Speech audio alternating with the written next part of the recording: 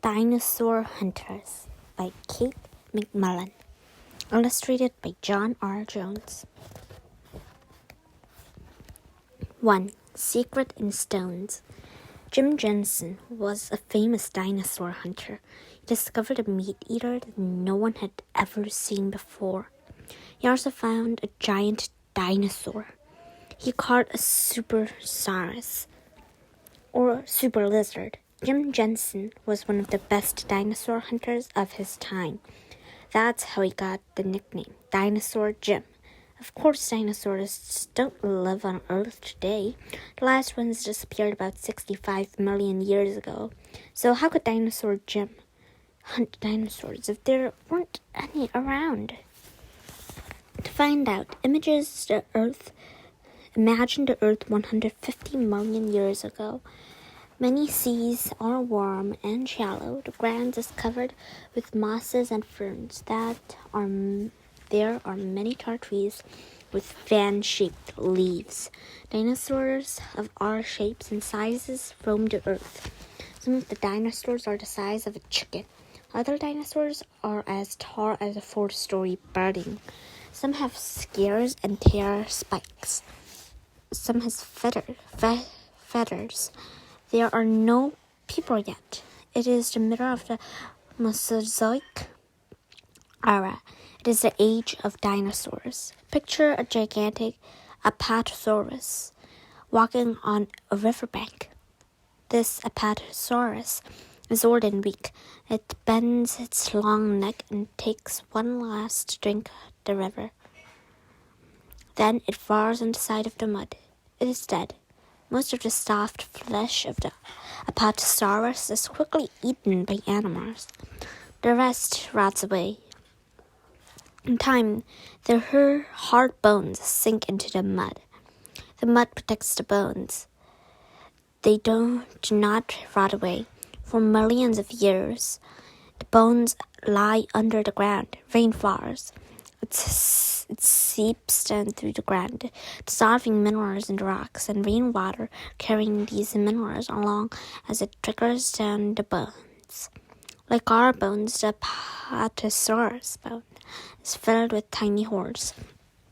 The rainwater seeps into these holes. The water evaporates, but the minerals in the water stay and harden in the bones little by little. What once was bone turns to stone. The bone of the Apatosaurus are now stone. They are fossils. Water deposits minerals in the bone. The bone turns into a stone fossil. Many things may have happened to these fossil bones. Earthquakes may have rattled them. Volcanoes may have erupted and buried them under lava. Glaciers may have dragged tons of ice over them. Oceans may have flowed over the land and covered the bones with layers of sand and broken shards. The weight of the lava or ice or sand presses on the mud around the bones. Slowly, the mud turns to stone. Millions of years pass. The land shifts, mountains rise. The Apatosaurus bones are pushed up. A few stick out from the edge of a high cliff. Sunlight is shining on the Apatosaurus bones once again. It is fossilized bones like these ones that Dinosaur Jim hunted. Like other dinosaur hunters, he was a paleontologist. A scientist studies plants and animals from the distant past. What secret can dinosaur fossils take? Dinosaur fossils are paleontologists. Can they tell them what a dinosaur looked like? How fast it ran? What it ate? Paleontologists want to find out all they can about the world of dinosaurs, and fossils and the rocks they are buried in are their best clues. 2. The giant tooth mystery. People have been finding dinosaur fossils for thousands of years. They have found them in cliffs and beside lakes. They have found them while digging for coal. The word fossil comes from Latin. It means dug up. And that is usually how people find them. Until about 200 years ago, people found huge fossils did not know about what they were. That's because they didn't know dinosaurs had ever existed. Some thought the big bones come from large animals that they have seen or read about, such as hippos or elephants. But they never knew that very different creatures from the animals they were aware of had once lived on Earth. But some of the bones people found were huge. Were too big to have from the even biggest hippo or elephant. These enormous bones led some people to believe in giants or ogres. Some Native Americans thought the big bones were from skeletons of giant serpents. In China, the big bones were said to come from powerful dragons. People ground these dragon bones into powder. They mixed the bone powder in a potion and drank it. They believed drinking dragon bones or make them powerful too. About 400 years ago, a man named Bernard Palissy had another idea. He was a famous French pottery maker. When he went to the riverbank to collect clay to make his pots, he found many tiny fossils in the clay. He studied the fossils and wrote that they were the remains of living creatures. This was not a new idea, but Palissy wrote something else as well. He wrote that some of these creatures no longer lived on Earth. They had completely disappeared. They were extinct. Did Palissy become famous for his discovery? No. People were frightened by his ideas, and Palissy was put up in prison. As time went by, some people became more open to new ideas about how the world might have been thousands or even millions of years ago, but others did not want to think that the world could change so much. Then in 1820, a huge fossil tooth was found in England. No one knows exactly how it was found. One legend says that a fossil collector named Mary Ann Mentor went for a walk while her husband, Gideon, a country doctor, was with a patient. The road was being repaired in some broken up rocks. Mary Ann saw what looked like a huge stone tooth. Mary Ann knew the big tooth was a fossil. She picked it up. Later, she showed it to Gideon, who was a fossil expert. Gideon knew the tooth belonged to a plant eater because it was flat and had ridges. It was worn down from chewing food. It was almost as big as the tooth of an elephant, but it looked nothing like an elephant tooth. Gideon knew a lot about rocks. He could tell from the rock around the tooth that this fossil was very old. It was from Mesozoic era. He knew what kinds of fossils had been found in rock that old, reptile fossils. Gideon was puzzled. No reptile that he knew about chewed its food. Reptiles gulped their food, so their teeth didn't become worn down. The big tooth was a mystery. Could the tooth have belonged to a giant plant-eating reptile, a type of reptile that no longer lived on Earth? Gideon spent years looking in nearby rock quarries for more fossils. At last, he found some big fossil bones. Gideon Mentor took the tooth and bones to a museum in London. He showed the tooth to another scientist. One famous scientist said it was a rhinoceros tooth. No one agreed with Gideon that it might be the tooth of a gigantic reptile. Gideon tried to find something that looked like a giant tooth. For a long time, he found nothing. Then one day, he met a scientist who was studying iguanas. The iguana is a large lizard found in Central and South America.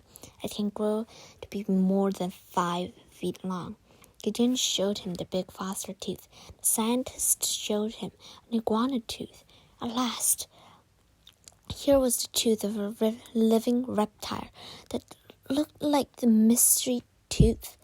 Only the foster tooth was much, much bigger. Now, Gideon believed the foster tooth had belonged to an animal that looked like an iguana. Only it was 5 feet long. Gideon believed it was 100 feet long. He named this creature Iguanodon. That means iguana tooth.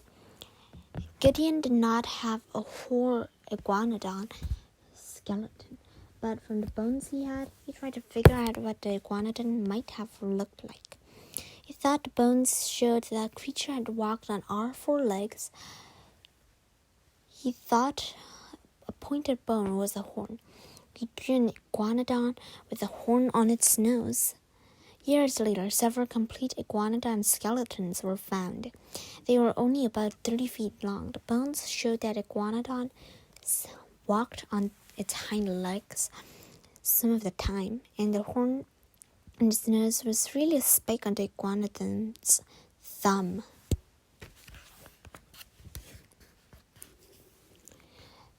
Gideon Mantar made some mistakes, but he made an important discovery too. He wrote a paper on iguanodon. He was one of the first people to say that long ago. Before there were any humans, giant reptiles lived on Earth, and then they became extinct. 200 years before, Bernard Palissy had been thrown into prison for saying nearly the same thing, but Gideon Mantar became famous. Now the world couldn't wait to find out more about these enormous reptiles. Soon the fossils of other extinct reptiles were discovered. They showed that in some ways these creatures were like modern reptiles, but in other ways they were very different. For one thing, the legs of modern reptiles, such as crocodiles and lizards, stick out from the side of their bodies. They slither and crawl, with their bellies low to the ground. But the big fossil bones showed that most extinct reptiles stood with their feet directly under their bodies. They could have walked upright, like an elephant. In 1842, a scientist named Richard Owen decided that these extinct reptiles needed their name of their own. He called them Dinosauria. In Greek, Deinos means fearfully great, and Saurus means a lizard. Today, we call them dinosaurs. 3.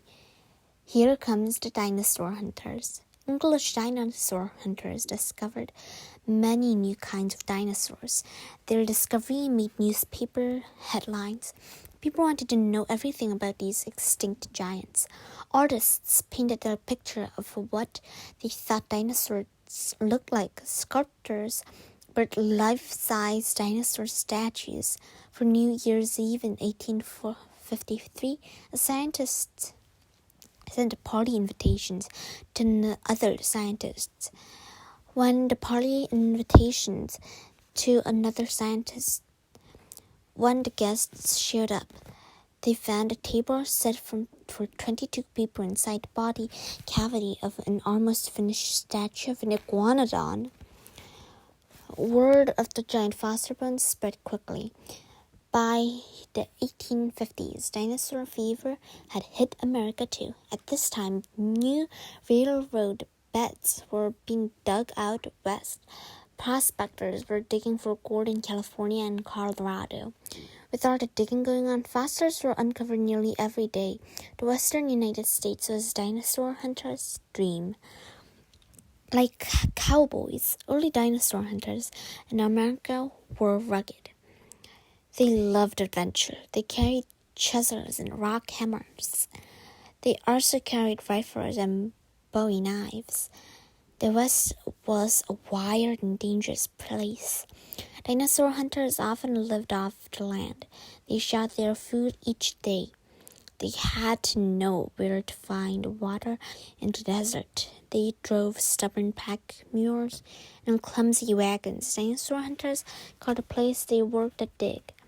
They had to figure out how to get huge bones out of solid rock with just picks, shovels, and ropes. When they dug up the bones, dinosaur hunters sometimes wrapped them in cloth or flour sacks.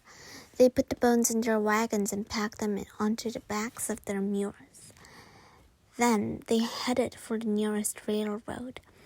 They shipped the bones back to the fossil collectors and museums. Two of the most famous bone collectors were Dr. Edward Cope and Dr. Nathaniel Marsh. These two paleontologists started out as friends, but soon they became enemies. Each one wanted all the dinosaur bones for himself. But Cope and Marsh found lots of bones. Each one wanted to be the first to show off his dinosaur skeleton. When Cope found the bones of an Allosaurus, he was in a hurry to show off the skeleton that he put the head on the tail end. Marsh made sure that everyone knew about Cope's big mistake, but later he made one of his own. He put a scar on another dinosaur on top of an Apatosaurus skeleton. He called this new dinosaur Brontosaurus. His mistake was not corrected for almost 100 years. In the 1870s, railroad workers began finding big bones at Como Bluff, Wyoming. The place was so loaded with fossils that one trapper built himself a cabin out of dinosaur bones. Cope and Marsh heard about all these bones. Both men headed west and set up digs. Cope accused Marsh of stealing fossils from his dig. Marsh accused Cope of the same thing, but Marsh wanted to make sure that Cope did not get any of his fossils. So he had his workers set up dynamites, and he blew up his own dig. Other scientists were ashamed of the way Cope and Marsh fought. They thought it gave paleontologists a bad name, but they had to admit one thing: the bone war led to discoveries of tons and tons of dinosaur bones. Marsh and his team of dinosaur hunters were the first to find Apatosaurus, Stegosaurus, and Triceratops.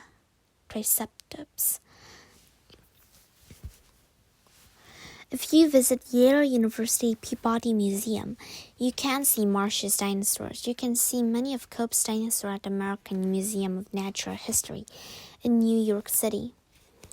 Unlike fossil hunters 100 years ago, today's dinosaur hunters have modern tools. They drive trucks instead of packed mules and wagons. Sometimes computers can help them discover where big bones are buried. But the thrill of finding dinosaur bones hasn't changed, and neither has long, hard work. Dinosaur hunters find a place to dig. They make camp in hot places. They may build a wooden roof over the spot where they will dig. The roof protects the fossils that are exposed during digging. It shades the dinosaur hunters too. On some digs, dinosaur hunters use a backhoe to remove layers of rock and dirt above the fossils. Once they get close to a bone, they switch to handheld tools such as chisels, awls, and hammers. Sometimes they even use dental picks. Dinosaur hunters have to be careful. One wrong move can shatter a huge dinosaur bone. Sometimes dinosaur hunters will dig out a big chunk of rock with fossilized bone in it. They do not chip away the rock around the bones. Instead, the rock is left around the fossils to protect them. The entire rock is wrapped in paper towels and covered with plaster. Then it's put in a crate and sent to a museum. Other times, bones are taken out on the rock right at a dig. But dinosaur hunters don't hurry. They take pictures of the bone just as they are in the ground. Sometimes they make drawings too. Then each bone is numbered. All this work will help later when a skeleton is put together again in the museum laboratory. Next, dinosaur hunters pour a type of glue on each bone as it lies cradled in the ground. The glue hardens the bone. When the glue is dry, the bone can usually be taken safely out of the rock. Little bones can be wrapped in foil and packed in bones, but bigger bones need more protection. First, they are covered with a thin wrapping, like tissue paper, paper towels, or foil. Then burlap strips are soaked in wet plaster. These stripes are unwrapped around the bones. The wrapping keeps the plaster from sticking to the bones. The plaster dries into a hard cast, like a kind doctors make for broken bones. These casts or jackets protect the big bones while they are being shipped. Really big dinosaur bones can be a really big problem for dinosaur hunters. If large trucks can get close to a dig, dinosaur hunters can use powerful winches to lift the bones out of the ground. This makes it possible for today's dinosaur hunters to collect bigger dinosaur bones than ever before, and for many years, when it came to hunting big dinosaurs, nobody beat Dinosaur Jim. Dinosaur hunters like Dinosaur Jim find fossils in all sorts of ways. Sometimes people carve them up with tips. An oil field worker might report that she's seen some big bones buried in the sand. A quarry digger might tar them. He's uncovered a giant scar. A miner might phone to say that while he was digging for coal, he found a huge backbone. And if a car comes, a dinosaur hunter is on the way. Dinosaur Jim hunted giant dinosaurs outside. He hunted them inside museums, too. Once, while poking around a storeroom, Dinosaur Jim discovered a huge arm bone. It was the biggest one he'd ever seen. A tag said that the bone had been found in Colorado, where more of this big dinosaur bones buried in the same place. Dinosaur Jim headed to Colorado to find out. Dinosaur Jim started digging. His hunch was right. He and his crew dug up part of a skeleton of the largest dinosaur ever found. Until Dinosaur Jim's discovery, the 40-foot tall Brachiosaurus was the biggest known dinosaur, but Dinosaur Jim's new dinosaur was even bigger. It would have been 120 feet long. This is why he called it Supersaurus. But Dinosaur Jim's discovery wasn't the biggest dinosaur. In 1991, hikers in New Mexico found an even bigger dinosaur. They saw a long line of huge white rocks poking out of the earth. The rocks turned out to be the bone of a huge dinosaur's tail. The hikers called the dinosaur hunter Mr. David Gillette. He named this new dinosaur Siamosauros, or earth-shaking lizard. Then, in 1993, a sheep rancher in Argentina saw what looked like a log made of stone. Two South American dinosaur hunters came to check it out. The log turned out to be a bone of an even bigger dinosaur. They named it Argentinosaurus. But is it the biggest? Or were there even bigger dinosaurs roaming down to Earth millions of years ago? Absolutely. Their bones are still waiting for someone to find them. 5. Bone tar stories. Digging up dinosaur bones can take months of hard work. Once out of the ground, the bones are shipped to museum laboratories. In the lab, scientists begin to work with the bones, and this work can take years. First, the dinosaur fossils are unpacked. Plaster jackets are cut away, the thin wrapping is removed, cracks in the bones are filled with glue. Any rock will attach to the bone if taken off with hand scrapers or dental drawers. Then geologists study the rocks. They want to find out how old the rocks are. So they tested for two things: potassium and argon. Over millions of years, potassium turns to argon. Geologists can tar a rock's age from the amount of potassium in it compared to the amount of argon. The more argon in the rock, the older it is. The oldest dinosaur bone have been found in rocks 225 to 235 million years ago. These dinosaurs were only about the size of a crocodile. Really giant dinosaurs did not show up until 190 to 144 million years ago, and in rocks from 144 to 65 million years ago, there are fossils from many, many dinosaurs of all shapes and sizes. The rock surrounding a fossil can tell more than just a dinosaur's age. Are there plant fossils in the rock? They may be clues to what may be a clue to where dinosaurs lived. They may be clues to what dinosaurs ate. Is the rocks from a riverbed? This may be a clue to where dinosaurs lived. Paleontologists also study the rocks. First, they look at the photographs from the dig. The way bones are arranged in rocks can tell a story. Hundreds of skeletons of a small bird-like dinosaur called Coelophysis were found together at a dig in New Mexico. This led paleontologists to think that Coelophysis traveled in packs. It also led them to think that these dinosaurs may have been caught in a flood and drowned.